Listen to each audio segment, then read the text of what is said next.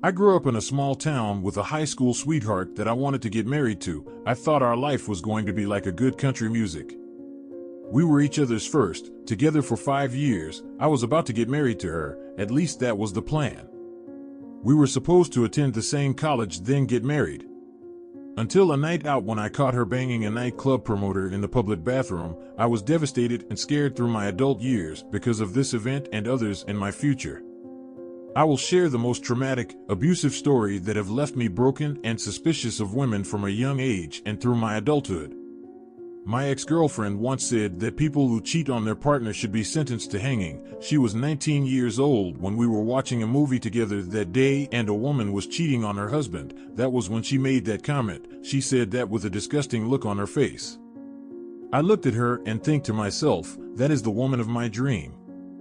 1 year later, I will catch her in a public bathroom. Never in my wildest dream did I ever think she would cheat on me.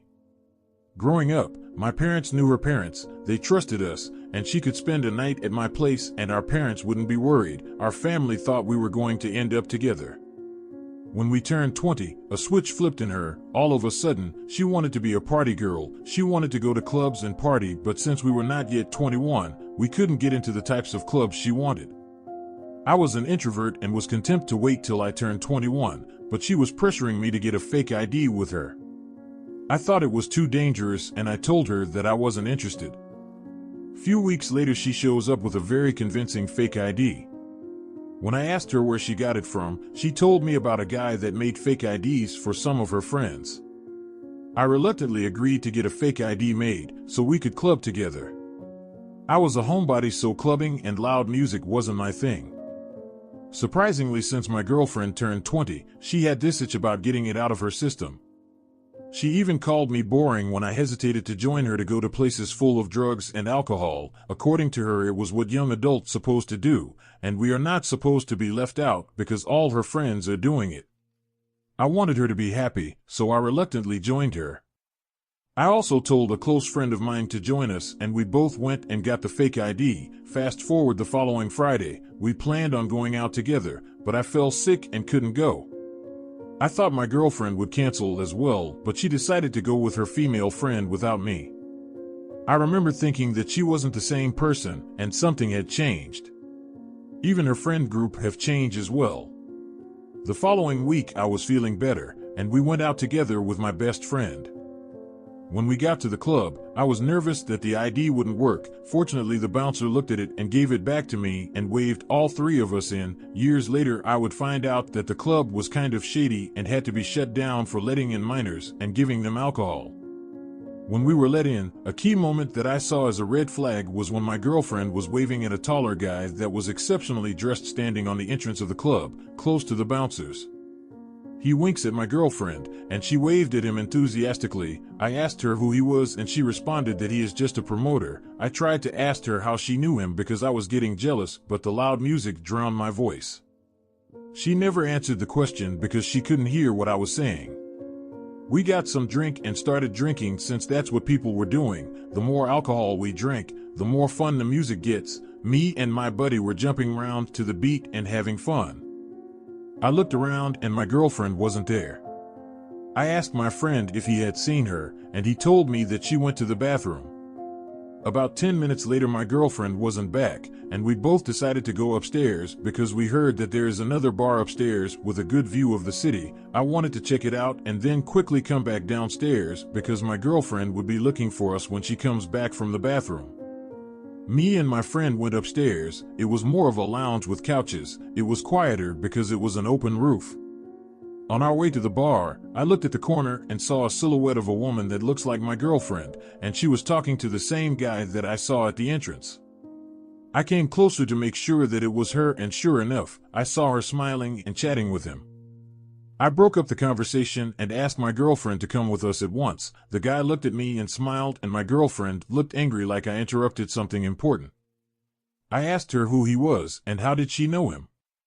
She responded that she was trying to get us in the VIP, and he is a cool club promoter, and he is friends with everyone, and he has a lot of girlfriends, so I shouldn't be worried. I told her that I am not interested in the VIP and that I couldn't believe that she left us without telling us where she went, and she should stay with me and I don't want to see her talking to him again. She called me jealous and controlling and we started to argue.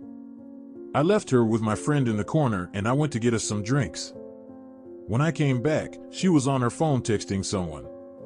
Right about then my friend told me that he was going to find the bathroom downstairs and left. Now it was me and my girlfriend as she continues to text and wouldn't speak to me because she was mad that I interrupted her conversation with the club promoter. Few minutes later, she stood up and was about to leave and I asked her where she was going, and she told me that she was going to the bathroom and sarcastically invited me to follow her since I don't trust her. I ignored her as she left angry. I was now alone on the chair waiting for my buddy and my girlfriend. Few minutes later, my buddy came back with the biggest grin on his face. I asked him why he was smiling, and he told me that when he was washing his hands in the bathroom there were a couple going at it in one of the bathroom stalls. We knew some crazy SHT goes down at the club and we both found that funny and laughed about it, but I immediately had this feeling that I should run downstairs and check it out for myself. Being new to the club scene, I have heard this happen multiple times. I see it on the internet and wanted to witness it for myself. I asked my friend for the direction to the bathroom, then I ran downstairs before the show was over. When I got to the bathroom, I had to stand in line for a minute. It was messy and there were some drunk people talking loudly and laughing. There were about 6 bathroom stalls, and I couldn't hear anybody having sex like my friend told me. I thought maybe my friend was lying, so I decided to take a leak in the urinal that is parallel to the bathroom stall. As I was taking a leak, one of the bathroom stall opened and I instantly looked over my shoulder to see who it was, and to my horror, it was my girlfriend coming out of the bathroom stall. She was fixing her dress with the promoter behind her fixing his belt. I was so shocked that I didn't realize that I was already leaking all over my pants. I screamed her name and asked her why she was having sex with him. She was shocked that I caught her and didn't have anything to say. She later responded that I was embarrassing her. She was in the men's bathroom and just got done doing you know what and was saying that I was embarrassing her. I called her all kind of names and embarrassed her more. Everybody laughed and made fun of her as we argued. The club promoter disappeared without me knowing. I told her to go home with the club promoter that she was banging and that we are through. I went upstairs and told my friend that we were leaving. He followed behind me asking me about my girlfriend, but I didn't tell him anything till we got to the car. He was stunned when I told him that the girl he heard having sex in the male bathroom was my girlfriend. I couldn't believe that she would do this to me. I was having flashbacks of her coming out of the bathroom and it continues to stay with me even as I write this. I was cursing her all the way home after dropping off my friend. She even had the nerves to call me asking me why I left her at the club. I told her that her new boyfriend should drive her home. I went home and couldn't sleep all night. She kept calling me, but I ignored her calls. I should have blocked her, but it wasn't easy to let go like that, and yet I didn't want to speak to her because I was so angry at her. The following morning, she came to my house begging me to take her back and blaming everything on alcohol and the intoxication. I asked her how many times they have had sex, and she said it was only that one time. I would later find out from her friends that she had gone to that club multiple times before we went, which means that she must have done that countless times. I was devastated. Because of our breakup, I couldn't eat well for days. My parents were worried, and I told them what my ex-girlfriend did, and they told her parent. Her parent confiscated her fake ID, and she had a big fight with them which culminated to them kicking her out of the house. Word also got out that she was a 304. People exaggerated what she did because they were saying that multiple men were taking turn on her. I didn't know how or where the exaggeration started. She had to move out of town because that was what she was known for, and she was fighting with her parents ever since they heard that she had sex at a club's bathroom stall, the girl that was ganged up in the male bathroom. After the breakup, it was embarrassing for me as well. I decided to move out of town away from friends, family, and the drama. I moved 2 states away to get away from the embarrassment as well. I gave up everything and started afresh. I was going to focus on myself and wouldn't get into any relationship. I kept to my word and went through college casually dating without having any serious girlfriend. I was a bachelor dating girls and loving it. After college, I found a job and forgot all about my ex-girlfriend. I never let my guards down because I didn't want to be disappointed again. I thought my ex-girlfriend was a unicorn, but she turns out to be the opposite. I dated here and there, but nothing serious happened. I brought girls around my family on events because I didn't want to go alone. They wouldn't like the type of girls I was dating because they had tattoos, or they don't like the way they dress. The girls I was dating were city girls, and some were more on the wild side, but I preferred them than the pretentious girls like my ex-girlfriend that cheated on me. After I got a job, I met a new girl at work, and she was amazing. Absolutely changed my life. I saw no clear or recognizable red flags, so I let myself become vulnerable again. A few months and I started getting this nagging feeling that she was cheating. I was having panic attacks, etc., brought the issue up to her, and of course, as they all do, she denied it. A few more months goes by, no issues at all. She had already met all of my family, friends, everyone really seemed to like her, which is unusual because no one has ever liked anyone I had been with since my cheating ex. I saw this as a good thing. It still took me a while to trust her enough to allow her to move in with me. We started living together and everything seemed fine. Then came the intrusive thoughts. She had convinced me that I was crazy, and I considered checking myself into a mental hospital. I thought I was bringing past trauma into my current relationship. I kept trying to tell myself maybe it's just because of my past and I had nothing to worry about. Everyone else was telling me that I shouldn't be worried. In November 2021, we got a positive pregnancy test. I was the happiest I had ever been in my life, considering this is my first child. Then in December of 2021, just a few weeks after, I got the feelings again. I started looking into her social media and couldn't believe what I saw. Turns out she had been cheating on me for roughly 11 months. I immediately downloaded every chat log and got into every account that I could. I never found any actual evidence of sexual contact, just exchanging of nudes, which in my book is still cheating. She had been sharing explicit pictures and videos of me as well, agreeing to have 3 ways with me without my knowledge. Every day I would find more and more, and she would say, "That's all there is, I have no reason to lie to you." Even told me at one point that I didn't deserve to know. Now I'm questioning if this child is even mine. Again, I have no evidence of sexual contact between her and another individual, and I looked deep. I wasn't sure if I'm crazy for questioning paternity or not. By then she was still in the first trimester, and I feel this is going to be agony if I wait till birth.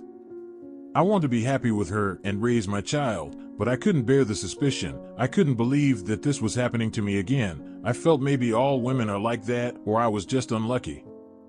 I obviously cannot take her word for it. She wouldn't tell me the truth if I was dying on my sick bed.